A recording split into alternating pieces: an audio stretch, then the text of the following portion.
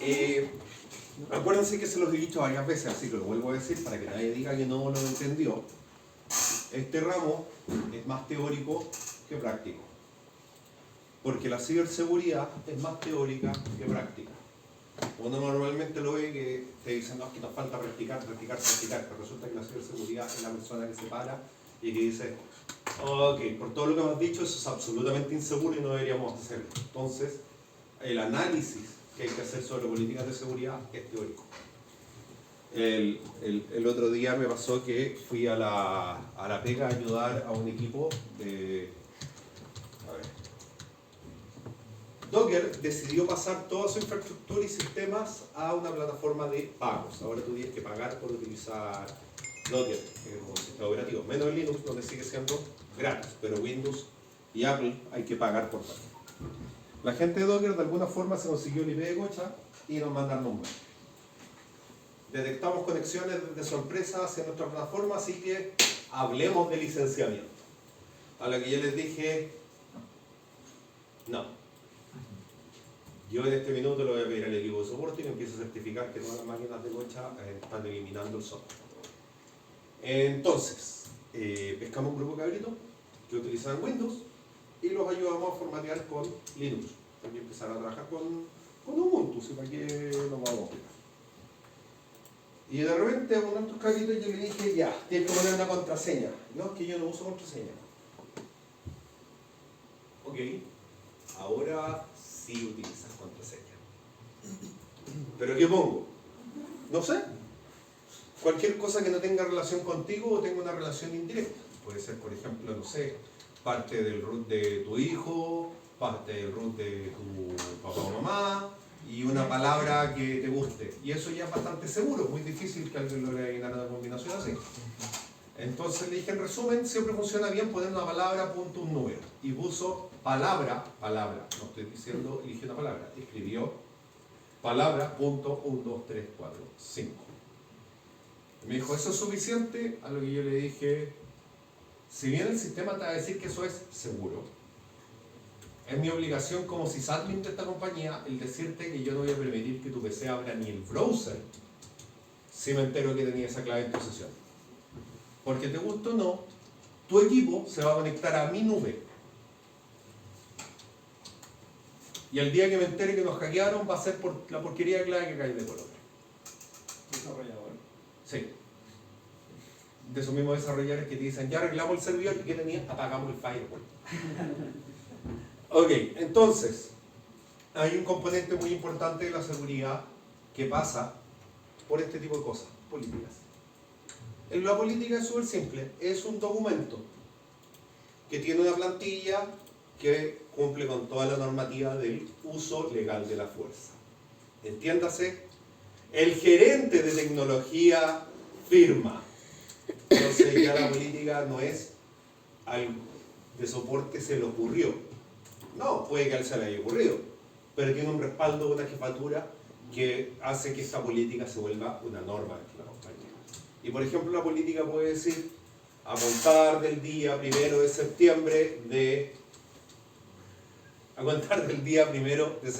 de 2022, está estrictamente prohibido por parte de los empleados utilizar Docker Desktop.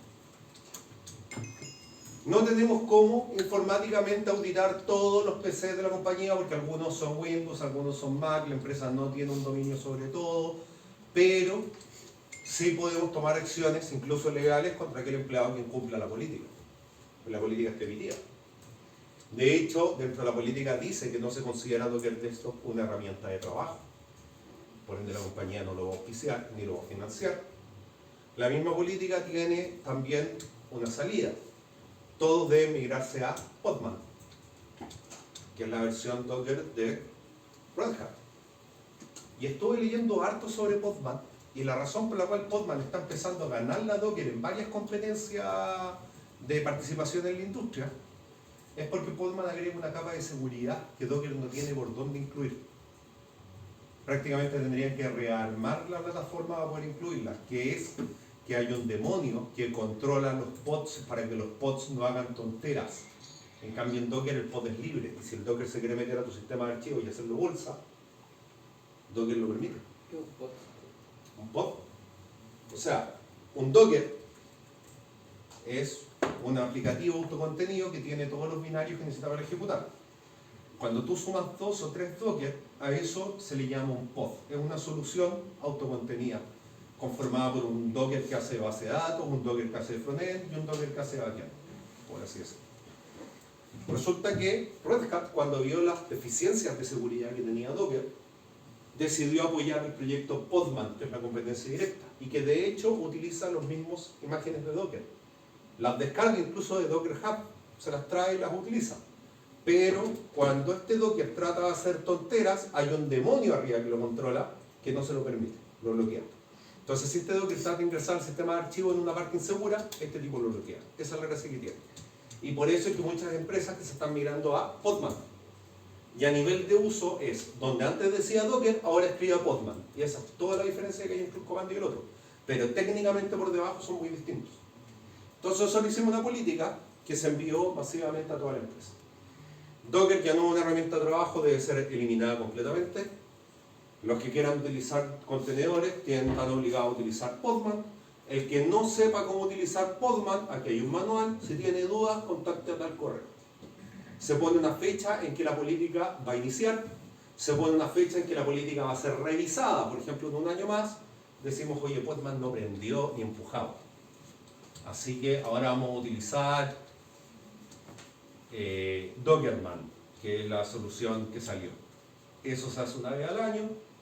Y hay una política, parte de la política que indica para cambiar esta política cuál es el camino, los plazos, fechas, dónde se reciben las ideas para mejorar la política y esas cosas, las empresas empiezan a armar como políticas corporativas. Que la política corporativa es la suma de muchas políticas. Y en algún minuto les tengo comentado que había un profe aquí que comentaba que él trabajaba en tiendas de retail tipo 8, de ese tipo de tiendas, y que habían pensado en colocar una balanza debajo de las góndolas porque habían notado que había muchas quejas de clientes de que iban a comprar y las góndolas estaban vacías. Y se habían dado cuenta que en realidad no era que la bodega estuviera vacía, sino que nadie había hecho el proceso de reponer. Entonces se les había ocurrido poner balanzas digitales conectadas a la red debajo de la góndola, y cuando esa balanza marcara tanto peso, levantar una alerta de que tal tienda no estaba reponiendo. Proyecto de millones de dólares, estamos hablando de una tonelada de sucursales en Chile, colocarle una balanza a cada góndola, pesar cada góndola, actualizar los pesos cada vez que cambia el tipo de producto.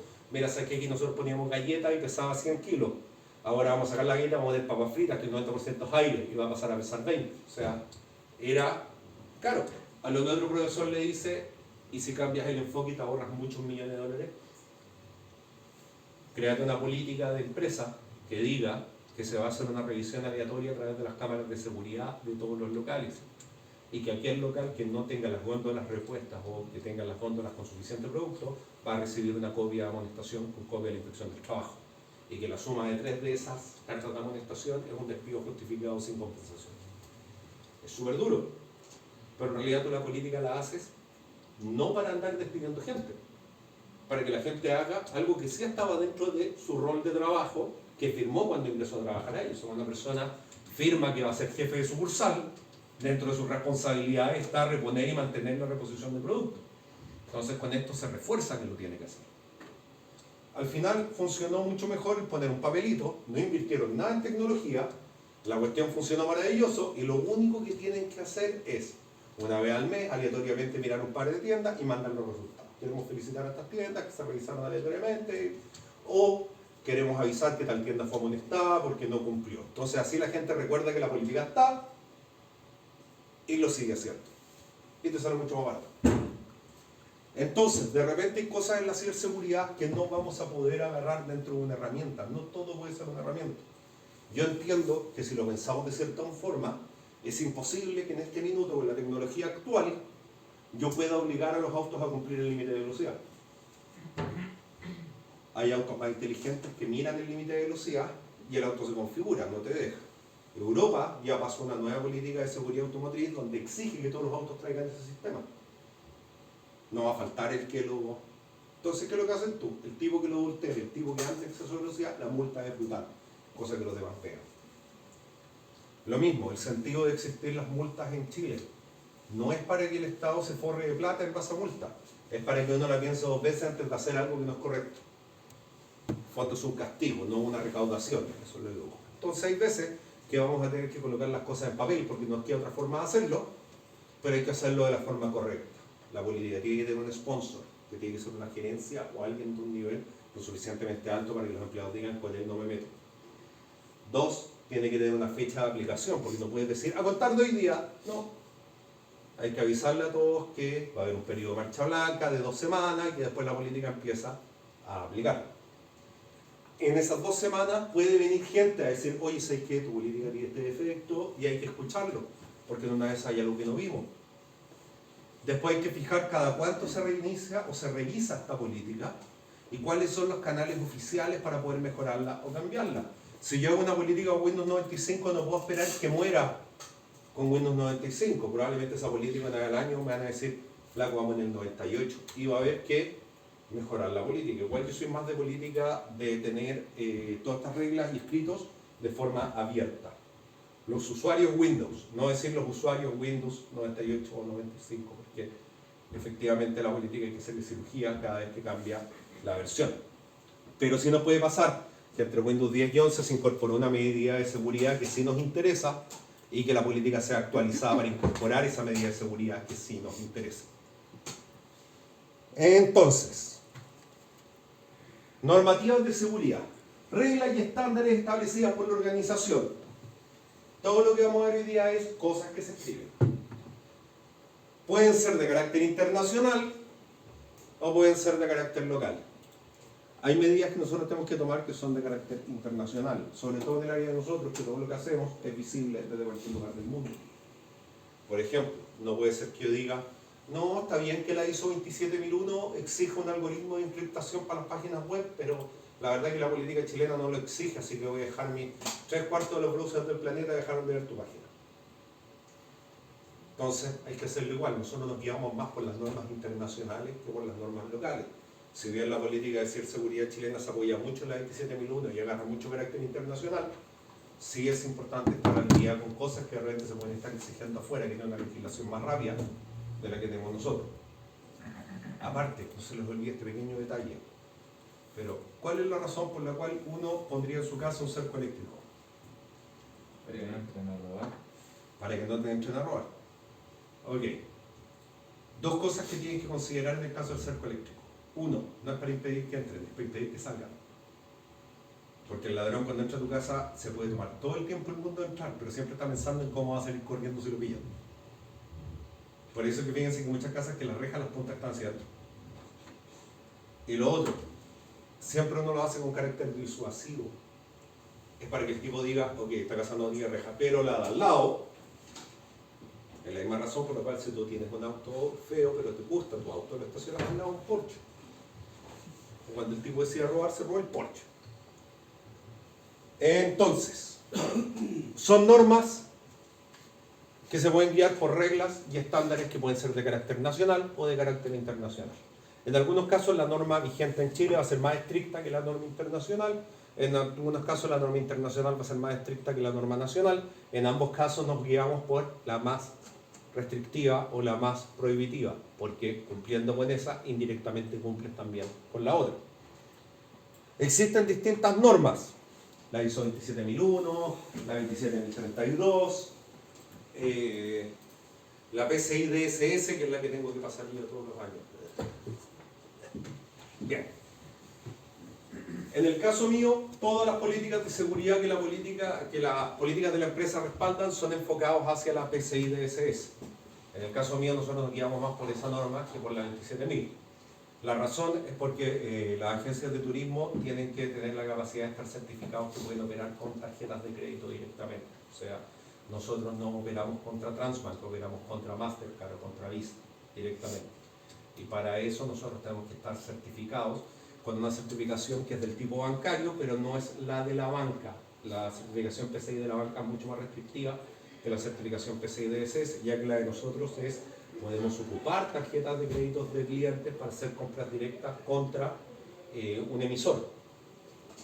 En cambio, la PCI bancaria, que es otra, la PCI bancaria permite emitir tarjetas de crédito en representación de un Visa, de un Mastercard o de quien sea. Entonces, obviamente, las políticas de seguridad que ellos tienen son mucho más altas. Nosotros prácticamente lo que certifica la norma PCI DSS es que nosotros tenemos la capacidad de manipular correctamente las tarjetas de crédito de los clientes sin que se nos pueda filtrar o perder datos que podrían llevarnos literalmente a la quiebra. En el caso de las agencias de turismo, si no tienen esta certificación, lo que dice la norma es todas las agencias de turismo que vendan pasajes aéreos y que no sean dueñas de las aerolíneas que venden, deben tener la PCI DSS al día. Se actualiza una vez al año, viene un auditor del extranjero a revisar tu infraestructura, hay una semana entera de reuniones con él y si el tipo queda contento te valida. Después viene un periodo de 2 meses de remediación donde todo lo que le encontró tienes que arreglarlo, volver a reunirte con él, demostrar que se arregló y si el tipo te certifica, un año más que te quedas tranquilo. Lo cual lo cerraron porque el gallo certifica, termina, pasan estos 2 meses, te vuelve a certificar y siempre te corren 2 meses en el futuro. Entonces siempre te pegan distintas fechas. Pero hay normas, acá todas las que estamos viendo son de carácter internacional. Hay una norma chilena de ciberseguridad que es muy similar, como les decía, la 27001. Si las comparan de forma más cruda, van a ver que hay mucha similitud, como si se hubieran leído esa antes de escribir la otra. En el caso de la ISO 27001, primero de todo, como les decía, es internacional.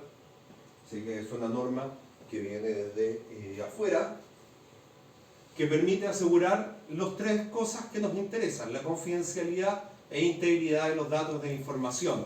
No se preocupa tanto de la disponibilidad, porque en realidad si el Estado no está disponible, a ellos lo que les interesa es nadie te puede modificar la data sin tu permiso y la data la puede ver solamente quien la debe ver. Eso es lo que más les importa dentro de la norma. Datos con las ISO, no es difícil sacarlas la primera vez. Lo difícil es conservarla y lo que es prácticamente imposible es readquirirla una vez que la pierdes. Todas estas normas ISO pasan por lo mismo. O sea, si tú logras sacarla, que te van a ayudar, pero la siguiente vez te van a pedir más, entonces tú tienes que lograr mantenerte. Si la llegas a perder, el proceso de recertificación es mucho más difícil que el de volver a obtenerla desde cero.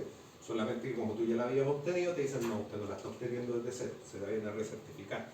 Y eso es mucho más costoso, así que las empresas las cuidan. De hecho, hay normas como la 9001 que certifica que la empresa administrativamente cumple con lo que tiene que cumplir. Es una norma de calidad administrativa que las empresas apenas la obtienen, la pegan en la puerta, porque todo el mundo tiene que saber que sacaste esa certificación. Que es lo mismo que pasa con las universidades. No se les olvide que la CNA, la Comisión Nacional de Acreditación, no certifica la calidad de la educación en el instituto o universidad.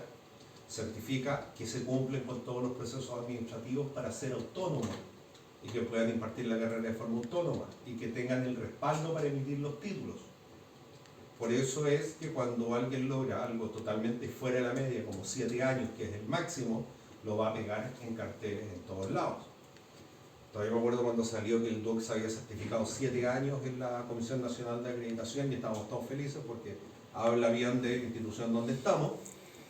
Y salió un gallo a decir, pero el colegio de contadores también se certificó 7 años y nadie dice nada. Sí, pero el colegio de auditores se certificó a través de una norma no chilena, no a través de la Comisión Nacional de Acreditación, sino que prácticamente contrataron a un tipo que dijo, sí, le doy 7 años y firmó un papel. Y también lo tenían pegado en la puerta como si fuera la gran cosa, lo cual técnicamente es publicidad engañosa. La idea de esto es que al cumplir con una norma ISO, como la 27001, nuestra compañía asegura hacia nuestros clientes que al tener su data con nosotros cumple con estándares de seguridad, principalmente asegurándoles a ellos que la data que ellos nos entreguen va a ser confidencial e íntegra. Eso es lo que yo busco. Y acuérdense que dentro de la tríada de seguridad, estos 2 pilares son quien debe acceder al dato es quien va a acceder al dato y la parte de la integridad es quien va a modificar el dato, es quien debe modificar el dato. O sea, no cualquiera puede modificar la data, no cualquiera puede acceder a la data. Profe, en el caso, es que me tocó un caso el lunes, un Lo tocó un caso, ¿ya? Sí, porque justo me lo comenté que me dijeron, velo tú porque eras gerente de recursos humanos. Quería acceder al correo de su compañero de trabajo. Que estaba con licencia médica, estaba viendo la contraseña, nosotros le dijimos igual como que no por el tema de la seguridad. O sea, puede ser el Papa, yo le digo que no, igual. Sí, eso me decía mi jefe, pero igual era como el tema de que era gerente de recursos humanos. Mira. Quería- Mi era padre como una decía, ponle pausa a eso. Ponle pausa, abajito, abajito, abajito. Bien. Normativas de seguridad. Primero, esto que nosotros colocamos como normativa de seguridad en la empresa, lo primero que hay que asegurar es que sea conocido por todos. O sea, la idea no es fijar una política o una normativa en 4 paredes, entre 4 personas, y después quejarte con el tipo del fondo que no escuchó. Sino que tú tienes que asegurar. Hay empresas que hacen una inversión en marketing interno, que puede ser un correo, puede ser colocar un pendón, puede ser colocar carteles. Como lo vimos, por ejemplo, hoy en día, por ejemplo, acá en el caso del DOC. ¿Cuántos de ustedes pueden decir que no saben la normativa de cómo hay que protegerse del COVID? Hay carteles en todos lados, pendones en todos lados, señalética en todos lados. Entonces, supongo que en este minuto, claro, en este minuto Doc se puede parar y decir, nadie aquí no conoce la política. Lo que no pueden decir es, nadie aquí no cumple la política, porque eso ya es distinto. Yo estoy parado acá y hablar fuerte con la mascarilla me jode, así que estoy dispuesto a arriesgar. Ustedes no, pónganse la mascarilla. Ustedes están solamente ahí en el puesto. Y aparte, mientras uno de los dos emisores y receptores tenga mascarilla, el contagio baja bastante. Así que el tema es no estemos a menos de 1,5 metros de forma directa sin mascarilla. Pero hay empresas que hacen esta misma inversión que ha hecho Duoc con la campaña del COVID, pero esta misma campaña la hacen con ciberseguridad. Que salga un cartel con una persona y una frase al lado que diga, recuerda que tu contraseña debe ser segura y que no la tenga nadie. Recuerda bloquear tu equipo. Porque de repente incluso tú lo puedes poner en la salida del área técnica, un cartel que diga, ¿bloqueaste tu equipo antes de salir? O un cartel que diga, ¿encadenaste tu equipo al escritorio antes de salir? Esas también son medidas de ciberseguridad. No solamente piensen en la ciberseguridad como algo que va a estar escrito y que se va a ser reforzado por una plataforma. Porque está bien, tenemos Active Directory, por ejemplo, para bloquear pendrives. ¿Ok? Es una herramienta. Pero eso va de la mano con un cartel que diga, recuerda que no puedes utilizar pendrive dentro de los equipos de la organización. Entonces colocar pequeños carteles que digan, recuerda que tu contraseña vence cada 90 días, recuerda no utilizar 2 veces la misma contraseña. Esas son cosas que nosotros tenemos que no solamente predicar, sino que asegurarnos de que todas las personas tengan acceso igualitario a esa información. O sea, ese mismo cartel no lo pones solo en el área técnica, también lo pegáis en gerencia. Porque todo el mundo tiene que conocer esta política y nadie debería estar por encima de la política. Aunque es una mala práctica que normalmente el que se gerente tiene acceso a internet ilimitado y le encuentro mala práctica. A mí les pareja no duda. Entonces, el objetivo de la normativa es que la organización conozca de forma precisa todos los activos que posee. O sea, primero, un levantamiento de activos de todo lo que tenemos. Alguien en la organización debería ser capaz de decir cuántos PCs con Mac tenemos, cuántos están activos, cuántos están en bodega, y alguien debería saber. Si no lo saben, ya partimos con un problema con una normativa de mantenimiento de activos. Lo otro que dice que hay que saber qué tenemos en base de datos, qué tenemos en archivos, recursos de software, activos físicos, servicios informáticos, sistemas de comunicaciones. O sea, alguien debería resguardar toda esta información. Ya estoy empezando a tener palpitaciones, pero bueno. Mañana mando el mail a soporte.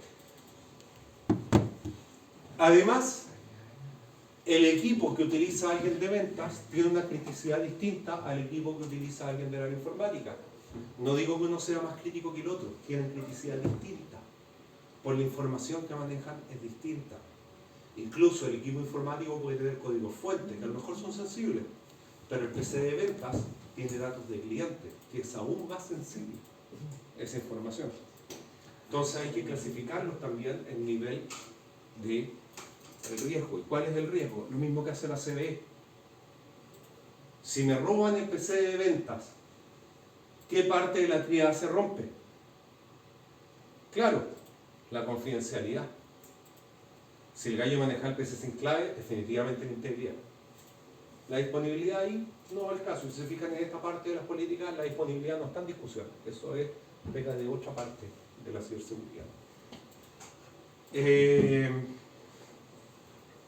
Acuérdense también que una forma de evaluar cuánto vale un activo no solamente cuánto vale comprar el PC de nuevo, sino que también calcular cuánto vale reponerlo al mismo estado en el que estaba.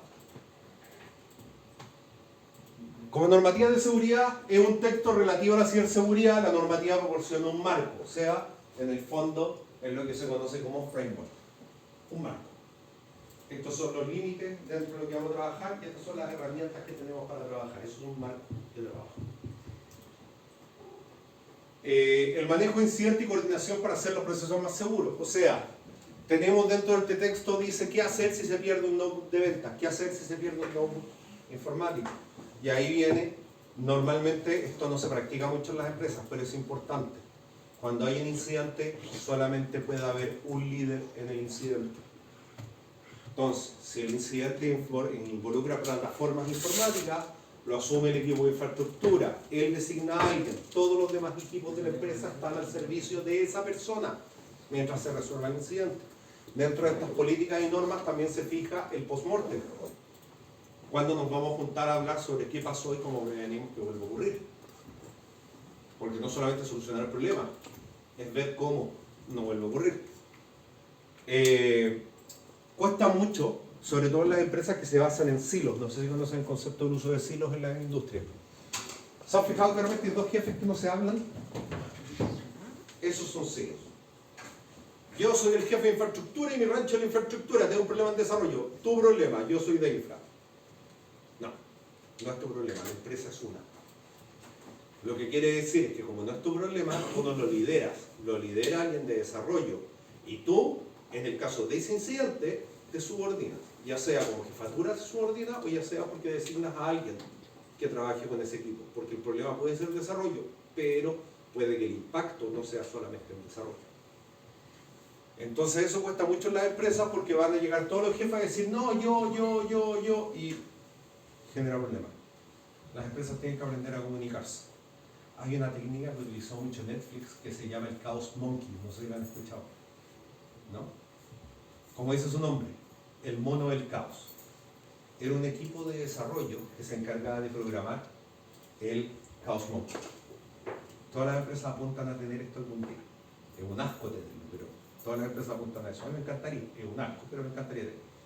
El Chaos Monkey es un aplicativo que funciona por todo lo que logre agarrar. Redes, networking, infra, código, lo que sea, para generar incidentes en producción de forma aleatoria sin decirle a nadie. Entonces el Chaos Monkey tiene un script que aleatoriamente en alguna hora de la tarde botó el servidor con la página web. Y eso se hace para que la empresa constantemente esté entrenando qué hacer en casos de incidentes. Ahora, Chaos Monkey es inteligente. Por ejemplo, el Chaos Monkey pescaba la base de datos cliente, la respaldaba y después borraba aleatoriamente la mitad de los datos.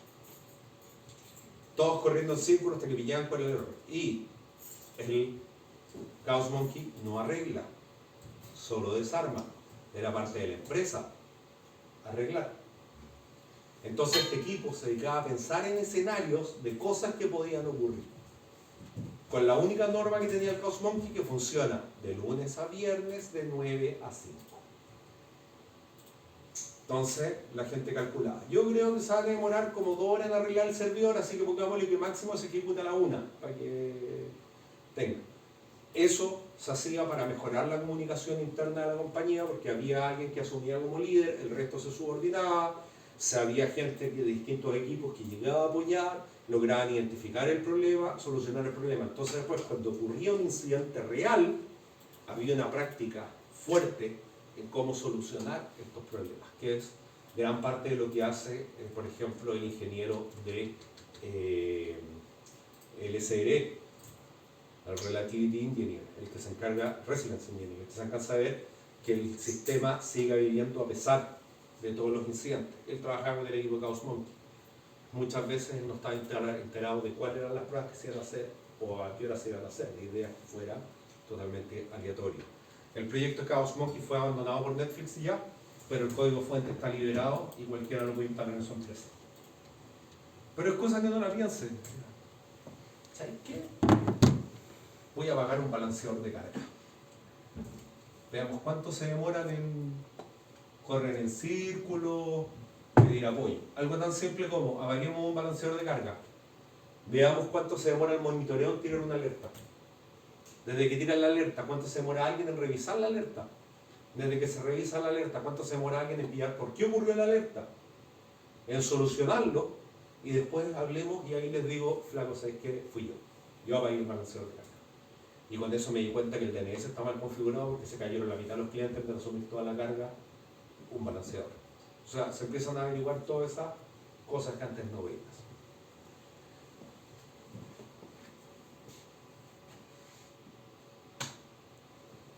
Como les decía, la PCI DSS, especialmente enfocada en transacciones bancarias con el uso de tarjetas de crédito. Dice ahí, bancos financieros y cooperativas y turismo. Yo no sabía. Me enteré cuando me dijeron, mira, la próxima semana tengo la certificación. La idea es que tiene más de 300 controles de seguridad enfocados en manejar y recepcionar datos de las tarjetas de crédito, guardarlos de forma segura y validar anualmente que los controles funcionen. Lo que les decía que una vez al año vienen de México, en el caso de nosotros, a recertificarnos. Es un servicio que tú pagas como empresa, donde esa empresa primero manda al auditor como asesor. El primer mes el gallo está asesorando, mejoren esto, arreglen esto. El segundo mes está evaluando. El tercer mes entrega el feedback en base a lo que no se alcanzó a arreglar o lo que sea. Tienes 2 meses para corregir y vuelves a reunirte con él.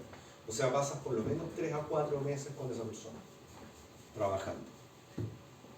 Y aún así, cuando fallas, te dan un periodo para corregir, dependiendo del nivel de falla. Si no es crítico, te dicen ya fallaste, no te vamos a certificar todavía, pero te damos 3 semanas para arreglar y volvemos a hablar.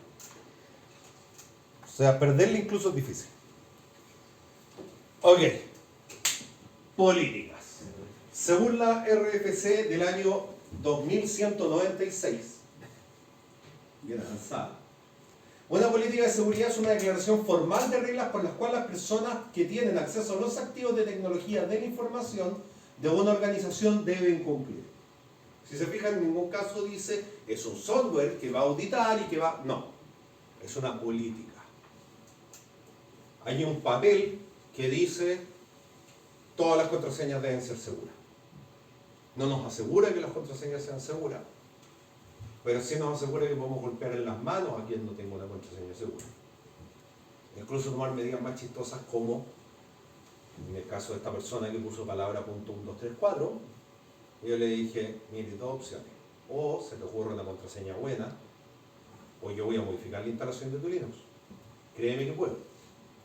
Y te voy a poner una contraseña alfanumérica de 32 caracteres. Y te voy a poner una política dentro de la máquina que prohíbe su cambio por los próximos 6 meses. Que puedo.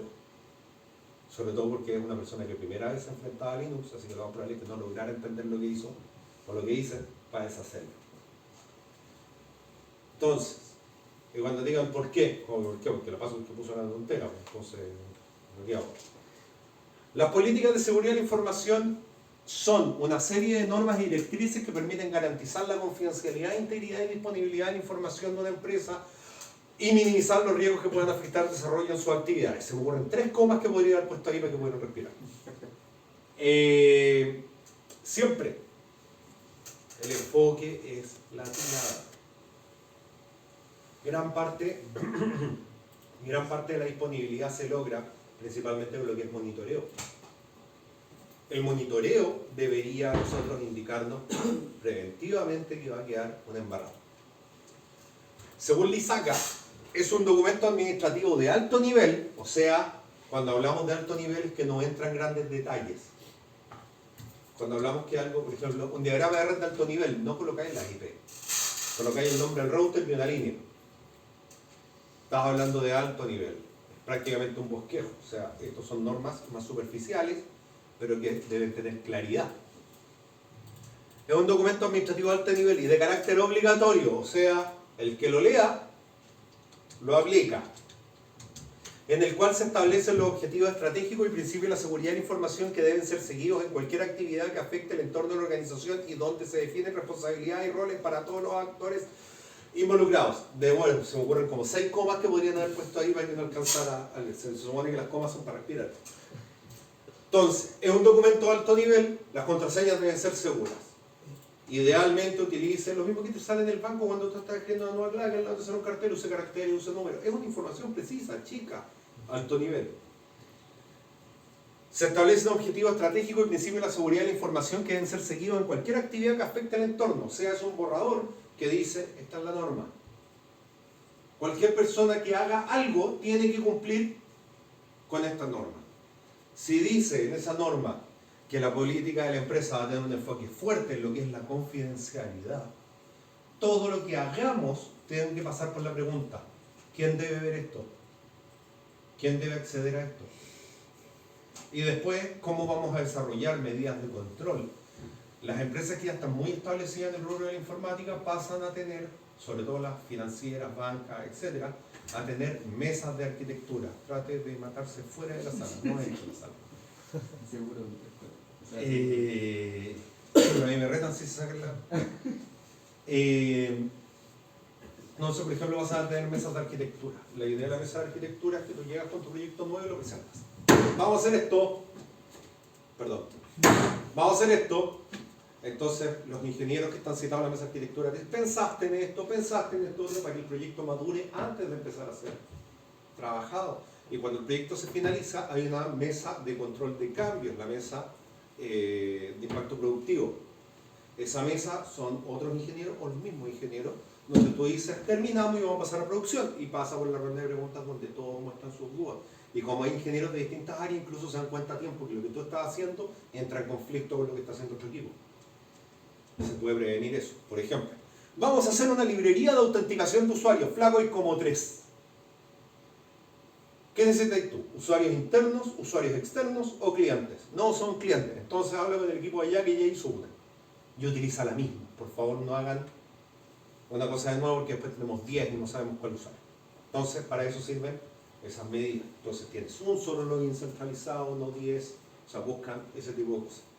Y como decía, es de carácter más general. Por ejemplo, ese documento se define. Va a haber una mesa de arquitectura que va a evaluar los desarrollos o los aplicativos antes de instalarlos. Va a haber una mesa de cambio, de control de cambio, que se va a sentar a conversar antes de los pasos de producción y que va a ver que, por ejemplo, no hayan, la política puede decir, no más de 3 pasos productivos diarios. Entonces tú llegaste, eres el cuarto, no, te toca esperar. Son controles a grandes rasgos, alto nivel, pero que permiten fijar una norma, una estructura. Características de una política. Una política debe nacer de las normas y leyes que regulan la operación de una empresa. O sea, seamos honestos, sigue estando por encima la ley. O sea, igual nosotros no deberíamos pasar por la siguiente duda de, oye, ¿cachaste que ya no es obligatorio guardar los datos de los clientes, así que los vamos a empezar a borrar? No. Pero si la ley dice que debemos guardar los datos de los clientes 10 años, bueno, nuestras políticas de seguridad tienen que respaldar los datos de los clientes por 10 años. En el caso, por ejemplo, de la ley peruana. La ley peruana dice que toda empresa está obligada a guardar toda información de todas las operaciones de sus clientes por 10 años, en caso de demanda y juicio. Lo dice. Entonces, cuando nosotros estuvimos trabajando con Entel Perú, una de las partes duras que teníamos era un servidor de almacenamiento donde íbamos guardando toda esta información clasificada por cliente por si en algún minuto se llegaba a necesitar, con otro aplicativo que cuando cumplían 10 años y un día se iban borrando, pero la data tenía que estar, y ahí no es porque la empresa lo quisiera, es porque la ley se lo exige. Ahora, puede que una empresa diga, la ley diga, las empresas deben almacenar la información de los clientes por 6 meses, y la empresa diga, ¿sabéis qué? Nosotros nos vamos a guiar por la norma norteamericana que dice 5 años. La ley chilena no lo está exigiendo, pero la política de la empresa sí. La política siempre tiene que estar o ser más restrictiva o más exagerada que la ley, nunca menos. La ley dice 6 meses, bueno, hagámoslo 1 año. Pero no puedo hacer 3 meses porque la ley dice 6. Lo otro, los sistemas informáticos deben estar diseñados de tal forma que se cumplan las políticas, dentro de lo posible. Lo que no se cumple por política, vamos al papelito. Anexo contrato, lo que sea. Debe estar autorizado por la alta administración, lo que les dije en un principio. Ven que tengo razón en ciertas cosas. tiene que haber un sponsor de alto nivel. Yo, como jefe de la infraestructura, firmo una política que le pega a la gerencia de desarrollo, y la gerencia de desarrollo, acá no puedo decir, pero va a tomar ese papel y lo va a ignorar. En el mejor de los Va a casos. ser lo mismo que cogía por la antes.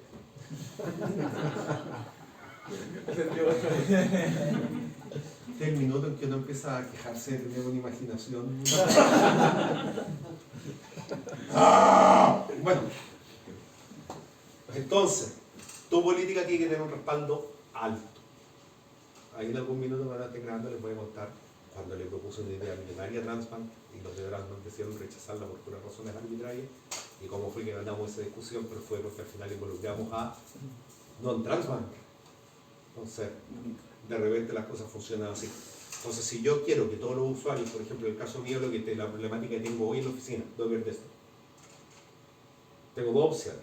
Renuevo el pool de IPs de toda la empresa, le compro otro segmento a GT, o le digo a los usuarios que desinstalen, que es más barato. Que desinstalen. Pero resulta que no sirve de nada que yo lo diga. Yo mando un mail, no recibí ni un ja de vuelta. Así que mi jefe mandó el mail diciendo, hey, esto es importante, copiando el mail mío, y después el gerente de tecnología mandó el mail diciendo, señores, nosotros no vamos a pagar por licencia adicional. Entonces, listo, ahí ya tenemos suficiente chapa para que nadie diga, A, que no sabía, porque por algo tiene que ver su correo corporativo, B, lo tiene que hacer porque no se lo están pidiendo, y C, el que se lo está pidiendo es su jefe. Así que no es yo, desde el nicho mío, pidiéndole al área al lado hacer algo. Debe ser simple y clara, entendible por los usuarios, de conocimiento público. Esta es la parte más difícil. Porque Simio hace lo que Simio puede. Y en ese sentido, realmente nuestros usuarios dejan mucho que desear. Fue Linus Torvald quien dijo que si ustedes piensan que sus usuarios son idiotas, lamento decirles que solamente idiotas utilizarán su sistema, porque es también parte del enfoque que tenga uno y la predisposición que tenga uno. Pero es cierto que hay veces usuarios que te sorprenden. Palabra, punto, número. Usuarios que te sorprenden. Pero ahí lo que tú tienes que hacer es respirar hondo y educar. Si no entendió, bueno, obligar. Pero primero tratar de hacer un approach, explicar el por qué. De repente hay cosas que son muy técnicas. Es muy distinto, o sea, que uno diga, la política dice, solamente utilizamos algoritmos cifrados seguros. Eso es lo que dice la norma de alto nivel. Hay una bajada de esa norma técnica que dice, está prohibido usar RCA 1015 en el servidor, por ejemplo. Es una bajada técnica que no es parte de la política, sino que es la aclaración de la política. Algo así como, por ejemplo, todos cachan la ley de convivencia vial, que norma como habla. Bueno, de eso deriva el instructivo o el reglamento de convivencia vial, que es un resumen de la parte más relevante de esta ley, que sea fácil de leer y de entender por todo el mundo. Porque si tú lees la ley, vas a entender que es foja cero, que no sé qué palabra en latín, que la cuestión de esto, y te vas a perder. Entonces tú dices, bueno, a alguien se dio el tiempo de tomar esa ley, redactar un reglamento que está en idioma humano. Entonces, en ese sentido, acá es lo mismo. Vamos a tener la ley, que es la norma, y vamos a tener aclaraciones, que son documentos más pequeños, que entran en el detalle técnico o en un hilado más fino. ¿Cómo estamos de tiempo? Son 20. ¿Cómo están bien? Eso deberían preguntar, claro. Está entretenido para el día. Línea 5.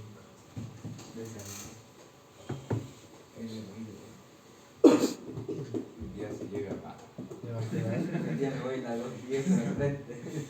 ¿Qué saca? El Parque Bustamante hasta. ¿Y eso hasta dónde es? Dame un segundo. No, porque ustedes. Tú sabes que los comerciales se mueven por aspirina, así porque no te mandáis un mail diciendo que ya lo escalaste, que lo estés revisando y que echarle la culpa al área que está mirando para que no quede nosotros el problema. El juego es saber jugar voleibol con evidencia. Ya. Cosas que son de principios de la política de seguridad que podemos utilizar. Primero, mínimo privilegio. Tratar de dar, bueno, en realidad parte acá. Autorización. Debe definir qué se puede hacer, qué recursos utilizar y cómo se utiliza. Debe contar con la política de mínimo privilegio. Debe permitir solo el acceso que es estrictamente necesario para su función. Obligación. Debe realizarse en forma obligatoria y definir quién puede o no puede realizar, porque si no tenía sus típicas personas que son galletas en la empresa y que hacen de todo, pero todos lo hacen fuera de norma y como quieren que sea mejor y después tenéis 400 soluciones distintas y no sé cómo se arregla una ni la otra. Auditoría, se debe llevar un registro de lo que se hizo y en qué instante, ahí es donde entran los documentos RFC, que son importantes. Separación de funciones, las funciones críticas deben estar separadas en más de un usuario. Si ahí tenía el usuario que no tiene evaluación. ¿Cuántos aquí hicieron caso en leerse el de Phoenix Project cuando se los recomendé como libro? Sí, no. Hay un usuario, hay un sysadmin en ese libro que se llama Brent, que el gerente nuevo que llega a asumir el puesto se da cuenta que lleva 15 años en vacaciones. Llega y dice, ¿para qué me las tomo si yo pongo un pie fuera de la empresa y me suena el teléfono? Entonces todos tenían un box para trabajar y él tenía un espacio de 6 box con pantalla y todo que le habían ido abriendo porque era importante. Por eso el tipo no tenía vida. Y ahí el gallo lo que hace es pescar a 3 ingenieros senior y decirles, su nuevo rol en la empresa es aprender todo lo que él hace. Y tu rol ahora, como administrador, es no hacer nada más nunca ahora. Si hay un incidente, tú pescas a un cabro, lo sientas en tu puesto y lo guías. Y después para probar, después de 6 meses, para probar si es que esto había funcionado, al tipo le dio vacaciones y le quitó el teléfono cuando quería salir. 3 meses de vacaciones. La empresa tiene que sobrevivir sin esa persona. Ese libro te enseña harto, léanselo.